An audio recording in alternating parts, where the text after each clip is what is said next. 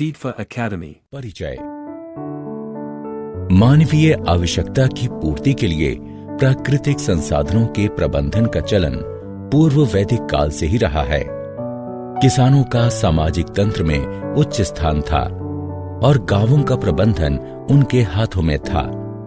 जमीन, पानी और कृषि के लिए एक क्षेत्र की परिस्थितियों के अनुसार तकनीकी ज्ञान की आवश्यकता थी। उन्होंने इस ज्ञान को प्राप्त किया और अनुभव व करके सीखिए द्वारा दक्षता को विकसित किया। जनसंख्या वृद्धि के कारण प्राकृतिक संसाधनों के अत्यधिक शोषण से कई कठिन समस्याएं उत्पन्न हो गईं। वनस्पति विनाश के परिणाम स्वरूप भूक्षरण, अनाच्छादन, मृदा अपवर्जन, भूस्खलन, बाढ़, दुर्भिक्ष और असंतुलित पारिस्थितिकी उत्पन्न हो गए हैं। संतुलित पारिस्थितिकी अति आवश्यक है।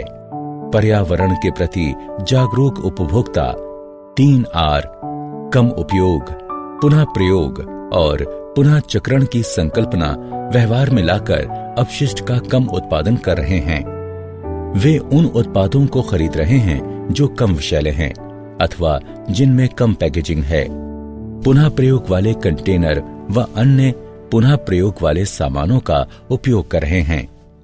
उत्पादों की देखभाल और मरम्मत कर रहे हैं।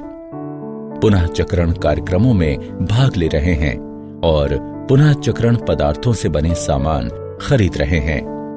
उद्देश्य। इस पाठ के अंत में आप निम्न करने में सक्षम हो जाएंगे। संसाधनों की आवश्यकता बताना, वनों के वितरण, वन्य जीवन और उनके चिरस्थायी प्रबंधन को समझाना, वर्षा जल संचय के तरीकों को बताना, जीवाश्म ईंधन जैसे कोयला और पेट्रोलियम के महत्व को पहचानना, हमें अपने संसाधनों का प्रबंधन क्यों करना चाहिए। कोई आश्चर्य नहीं कि हमारे प्राकृतिक संसाधनों के दोहन और विकास के बहुत लाभ होते हैं, विशेषतया भवन निर्माण, विनिर्माण, पेशेवर, वैज्ञानिक और तकनीकी सेवाओं में। अर्थव्यवस्था में तमाम वृद्धि हीरे, तेल और विशेषकर गैस जैसे प्राकृतिक संसाधनों द्वारा होती है तथा इस संसाधन की गतिविधि और दूसरे क्षेत्रों जैसे खुदरा व्यापार के मध्य कड़ी इतनी मजबूत नहीं है जितनी की हो सकती है। हालांकि ये वृद्धि एक अच्छी खबर है, परंतु इसका मतलब ये भी हुआ कि बहुत से प्राकृतिक संसाधन प्रयुक्त हुए जा रहे हैं। कुछ संसाधन ऐसे भी हैं जिनका स्थान कोई नहीं ले सकता, इसलिए उनकी समुचित देखभाल करना हमारा कर्तव्य है। वन तथा वन्य जीवन। वनों की पारिस्थितिकी एक जटिल पारिस्थितिकी है जिसमें मुख्य रूप से वृक्ष हैं, जो पृथ्वी पर जीवन के प्रारूपों की रक्षा करने के लिए एक अंतर्रोधी का निर्माण करते हैं। ये वृक्ष जो वनों के मुख्य क्षेत्र का निर्माण करते हैं, वे एक विशेष वातावरण का निर्माण करते हैं जिसका प्रभाव वनों में पाए जाने वाले पेड़ पौधों व जीवों पर पड़ता है। खाद्य तथा कृषि संस्थान FAO ने ऐसी भूमि को वन के रूप में परिभाषित किया है जिसमें 10% से अधिक वृक्षों का आच्छादन या समान भंडारण स्तर हो तथा क्षेत्रफल 0.5 हेक्टेयर से अधिक क्षेत्र हो। वृक्ष अपनी परिपक्वता पर कम से कम 5 मीटर की ऊंचाई पर पहुंचने में सक्षम होने चाहिए। कटिबंधीय तथा उष्ण कटिबंधीय क्षेत्रों में वन वनस्पतियों में तथा प्राकृतिक वनों में पुनः विभाजित होते हैं। प्राकृतिक वन वे वन होते हैं जो देसी वृक्षों से मिलकर बने होते हैं, न कि जानबूझकर पौधारोपण किए जाने से। पौधारोपण का अर्थ है वन रोपण या पुनर्वन रोपण की प्रक्रिया में पौधारोपण या तथा बीजों द्वारा वनों को खड़ा करना। भारत में उष्ण कटिबंधीय से लेकर शुष्क प्रकार तक लगभग 16 प्रकार के मुख्य वन हैं। जहां कहीं भी सबसे गर्म माह में औसत तापमान लगभग 10 डिग्री सेल्सियस तथा वार्षिक औसत वर्षा लगभग 200 मिलीमीटर होती है, वहां पर वन विकसित हो सकते हैं। ऐसी स्थितियों से ऊपर की स्थितियों वाले किसी भी क्षेत्र में अनगिनत प्रकार की वृक्ष प्रजातियां स्थायी प्रकार के विविध वन समूहों में पाई जाती हैं, जो वहां के पर्यावरण की विशिष्ट स्थितियों द्वारा निर्धारित होती हैं। वन कई प्रकारों में वर्गीकृत हो सकते हैं। इनमें से कुछ हैं टेंगा वन, देवदार तथा फरादी, शंकुधर तथा पर्णपाती वृक्षों वाले मिश्रित समशीतोष्ण वन, समशीतोष्ण वन, उपोष्ण वन तथा भूमध्यवर्ती वर्षा वन। यह माना जाता है कि भारत में वन संपत्ति का संगठित दोहन शिकार में वृद्धि के साथ आरंभ हुआ। माना जाता है कि अशोक महान ने वनों तथा समस्त वन्य जीवों की रक्षा के लिए सर्वप्रथम वन उद्यान का गठन किया था। मुगल शासक सिद्धहस्त शिकारी थे तथा वनों में बहुत अधिक समय व्यतीत किया करते थे। अंग्रेजों के शासनकाल में आधुनिक प्रारूप में संरक्षण के प्रति पहला व्यवहारिक दृष्टिकोण अपनाया गया। उन्होंने संरक्षित वन खंडों की स्थापना केवल शिकार के उद्देश्य से की। हालांकि उनके इस कदम के पीछे कई अन्य कारण थे। इसने भूमि वर्गीकरण तथा वनों पर नियंत्रण के उद्देश्य को पूर्ण किया। स्थायी प्रबंधन। वन समृद्ध तथा जटिल पारिस्थितिक तंत्र हैं जो जैव विविधता में सहायता करते हैं, मूल्यवान पारिस्थितिकी अनुकूल सेवाएं प्रदान करते हैं तथा इनमें पर्यटन की असीम संभावनाएं होती हैं। विशेष रूप से वस्तुतः लाखों निर्धन व्यक्ति भोजन, जल, ईंधन, वस्त्रों तथा काष्ठ यानी लकड़ी तथा गैर काष्ठ उत्पादों के लिए ही नहीं बल्कि उत्तर जीविता के लिए वनों पर ही निर्भर करते हैं। स्थायित्व अर्जित करने के लिए इस पर पुनर्विचार होना चाहिए, जिसे हम मूल आवश्यकता कहते हैं। हमारे समाज में ये कहना बहुत ही आम है कि हमें एक प्रदत्त संसाधन की आवश्यकता है, लेकिन वस्तुतः हम में से कितनों को इसकी आवश्यकता होती है तथा साथ ही हम ये कैसे निर्धारित करते हैं कि हमारे पारिस्थितिक तंत्र तथा इनमें निवास कर रहे जीवों के लिए क्या मूल आवश्यकता है।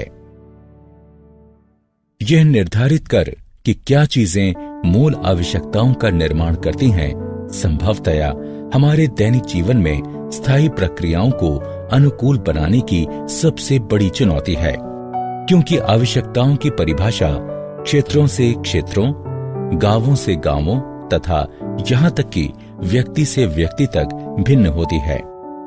यद्यपि पारिस्थितिकी विशेषज्ञ बहुधा उसके मूल्यांकन के विरुद्ध होते हैं, जिसे अमूल्य माना जाता है, लेकिन लोग वनों के आर्थिक लाभों को न मानते हुए बहस करते हैं।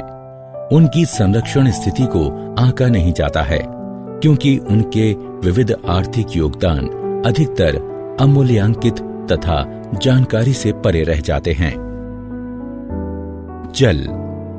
जल को सभी जीवों के लिए मूल आवश्यकताओं में एक माना जाता है। हम सभी जानते हैं कि यह हमें प्रभु का वरदान है। जल की प्राकृतिक रूप से पूर्ति वर्षण द्वारा होती है तथा यह महासागर में प्रवाह, वाष्पीकरण तथा भूमि की उपसतह में रिसकर खो जाता है। हालांकि किसी सतही जल तंत्र के लिए वर्षा प्राकृतिक आगत है। तंत्र में जल की कुल मात्रा किसी भी दिए गए समय पर कई कारकों पर निर्भर करती है। इन कारकों में सम्मिलित हैं झीलों में भंडारण, गीले स्थान तथा कृत्रिम जलाशय।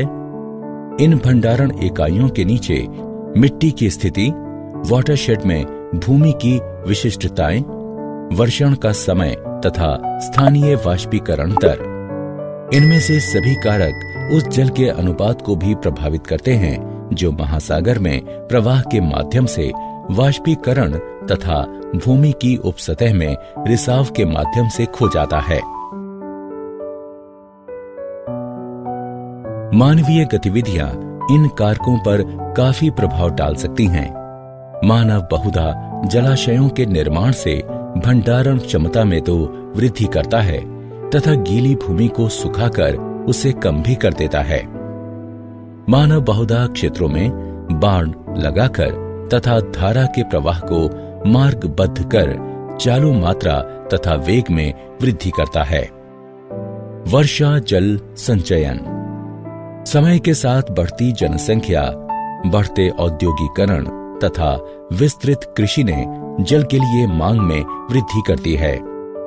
जल को एकत्र करने के लिए बांध बनाकर तथा जलाशयों का निर्माण कर तथा कुएं खोदकर प्रयास किए जा रहे हैं। कुछ देशों ने तो जल को पुनः चक्रण तथा लवण मुक्त करने का भी प्रयास किया है। जल संरक्षण आज की आवश्यकता है।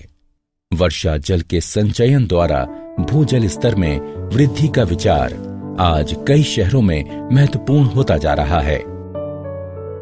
वनों में जल तेजी से भूमि में समा जाता है क्योंकि पेड़ पौधे इसे थाम लेते हैं। यह भूमिगत जल बदले में कुओं, झीलों तथा नदियों में चला जाता है। वन संरक्षण का अर्थ है जल ग्रहों का संरक्षण। प्राचीन भारत में लोगों का मानना था कि वन नदियों की माता हैं तथा वे इन जल निकायों के स्रोतों की पूजा आराधना किया करते थे। यह जल संरक्षण की एक बेहद ही लोकप्रिय पद्धति बनती जा रही है, विशेषकर शहरी क्षेत्रों में। वर्षा जल संचयन से अर्थ है कि वर्षा के जल को भवनों की छतों पर एकत्र करना तथा इसे भूमि के नीचे बाद में प्रयोग के लिए भंडारित करना। यह न केवल भूमिगत जल के क्षरण को कम करता है बल्कि साथ ही कम होती जल तालिका में वृद्धि करता है तथा निरंतर जलापूर्ति में सहायता कर सकता है। वर्षा जल संचयन तथा कृत्रिम रिचार्जिंग आज बहुत ही महत्वपूर्ण मामले बनते जा रहे हैं। भूमिगत जल के स्तर में कमी व सागर के जल की प्रगति को रोकना अर्थात सागर के जल को भूमि की ओर आने से रोकना व वर्षा के मौसम के दौरान जल सतही जल का संरक्षण अत्यंत ही आवश्यक है। कोयला तथा पेट्रोलियम। कोयला पृथ्वी पर अब तक का सबसे प्रचुर जीवाश्म माना गया है। यह आवश्यक कार्बन होता है तथा यह मुख्य रूप से ज्वलनशील ईंधन के रूप में प्रयोग होता है। कोयले का वृहद स्तर पर प्रयोग 19वीं शताब्दी में औद्योगिक क्रांति के साथ आरंभ हुआ। जैसे जैसे उद्योगों की संख्या में वृद्धि हुई वैसे वैसे ऊर्जा के मुख्य स्रोतों की मांग भी बढ़ती गई। कोयला पौधों का उत्पाद है, मुख्यतः उन वृक्षों का जो कई हजारों वर्ष पूर्व मृत हुए थे। निचले क्षेत्रों में जल जमा होने से या ऐसे क्षेत्रों में जहां जल धीरे धीरे भरता था, मृत वृक्ष तथा पौधे उस प्रकार से अपघटित नहीं हो पाए जैसा कि उन्हें होना चाहिए था। मृत पौधे जल से आच्छादित होते गए तथा वे वायु के ऑक्सीकरक प्रभावों से अछूते रहे। कुछ जीवाणुओं के कार्यों ने ऑक्सीजन तथा हाइड्रोजन छोड़ी, जिसने अवशेष को कार्बन में समृद्ध तथा और भी समृद्ध बनाया। इस कार्बन समृद्ध तत्वों की चौड़ी परत, जिसे पांस कहा जाता है, हजारों वर्षों में बनी। जैसे जैसे और सामग्रियां पांस पर एकत्रित होती गईं, जल उनसे निचुड़ता गया, जिससे कार्बन समृद्ध पौधे के अवशेष ही बचे। दाब तथा तापमान ने सामग्री को और भी संपीड़ित किया। इसने कोयले की निर्माण प्रक्रिया में सहायता की, क्योंकि अधिक गैसें बाहर निकली तथा कार्बन के अनुपात का बढ़ना जारी रहा। यह कार्बन कई हजारों वर्षों में धीरे धीरे कोयले में कायांतरित हो गया। पेट्रोलियम पृथ्वी के आवरण के कुछ क्षेत्रों के उच्च संस्तरों में छिद्र युक्त चट्टान संरचनाओं में पाया जाता है। पेट्रोलियम के ज्ञात संरक्षणों का अनुमान लगभग 1.2 ट्रिलियन बैरल माना जाता है, जबकि एक अनुमान के अनुसार यह 3.74 ट्रिलियन बैरल है। इस समय इसकी खपत लगभग 84 मिलियन बैरल प्रतिदिन अथवा 31 बिलियन बैरल प्रतिवर्ष है। जलाशयों की अभियांत्रिकी समस्याओं की वजह से प्राप्त किया जाने वाला तेल भंडार प्लेट में तेल की तुलना में काफी कम है। वर्तमान में खपत के स्तर को देखते हुए यह भंडार 32 वर्षों उपरांत लगभग 2039 में समाप्त हो जाएगा। हालांकि ये नई खोजों, मांग में बदलाव, बेहतर तकनीक, जनसंख्या प्रगति, तीसरी दुनिया के देशों में औद्योगिकरण तथा अन्य कारकों की अनदेखी करता है। यद्यपि आने वाले वर्षों में तेल के ही ऊर्जा के मुख्य स्रोत रहने का अनुमान है, वहीं ऊर्जा विकास के अन्य विकल्प जैसे सौर ऊर्जा, पवन ऊर्जा, ब्यूटेनॉल, इथेनॉल, फोटोवोल्टिक, परमाणु ऊर्जा, हाइड्रोजन या तैलीय पत्थरों से तेल या तैलीय रेत से तेल वृद्धि कर सकते हैं। चीन एवं भारत जैसे विकासशील देश जो क्योटो प्रोटोकॉल से बाहर हैं, इनमें प्रचुरता के कारण कोयले के उपयोग में वृद्धि हो सकती है। 3R अर्थात कम उपयोग, पुनः प्रयोग तथा पुनः चक्रण। व्यर्थ की खरीदारी न कर अनावश्यक अपशिष्टों को कम करना। वे वस्तुएं जो कभी कभी ही प्रयोग की जाती हैं, उन्हें या तो किसी से उधार लिया जा सकता है या किसी अन्य के साथ साझा किया जा सकता है। कैन के स्थान पर बोतल खरीदें तथा दोबारा चार्ज होने वाली बैटरी खरीदें। उन वस्तुओं को पुनः प्रयोग करें जिन्हें आप बहुधा खराब मान लेते हैं। कभी कभी ये अन्य उद्देश्यों की भी पूर्ति करती है। वस्तुओं को फेंकने के स्थान पर उन्हें किसी अन्य कार्य में प्रयोग कर आप अपशिष्टों को कम कर सकते हैं। कागज तथा लिफाफों को नोट लिखने के लिए फालतू कागज के रूप में प्रयोग किया जा सकता है। अपने उन व्यर्थ उत्पादों का पुनः चक्रण करें जिनसे आप कुछ ऊर्जा संरक्षित कर सकते हैं। सुनिश्चित करें कि आपके घर में कूड़ेदान हो। इसे एक ऐसे स्थान पर रखें कि आप इसका प्रयोग करना भूले नहीं। सारांश। आइए हमने जो कुछ सीखा है उसे संक्षेप में दोहराएं। किसी भी अर्थव्यवस्था की अधिकतर प्रगति प्राकृतिक संसाधनों जैसे कि कोयला, तेल व गैस आदि से आती है। वन एक जटिल पारिस्थितिकी है जिसमें अधिकतर वृक्ष होते हैं जो जीवन के प्रारूपों की रक्षा करने के लिए एक अंतर्रोधी का निर्माण करते हैं। खाद्य तथा कृषि संस्थान FAO ने ऐसी भूमि को वन के रूप में परिभाषित किया है जिसमें 10% से अधिक वृक्षों का आच्छादन या समान भंडारण स्तर हो तथा क्षेत्रफल 0.5 हेक्टेयर से अधिक क्षेत्र हो। उपोष्ण तथा उष्ण कटिबंधीय क्षेत्रों में वन वनस्पतियों तथा प्राकृतिक वनों में उपविभाजित होते हैं। अशोक महान ने वनों तथा समस्त वन्य जीवों की रक्षा के लिए सर्वप्रथम वन उद्यान का गठन किया था।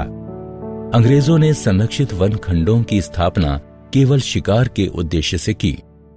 जल की प्राकृतिक रूप से पूर्ति वर्षण द्वारा होती है तथा यह महासागर में प्रवाह, वाष्पीकरण तथा भूमि की उपसतह में रिसाव के माध्यम से खो जाता है।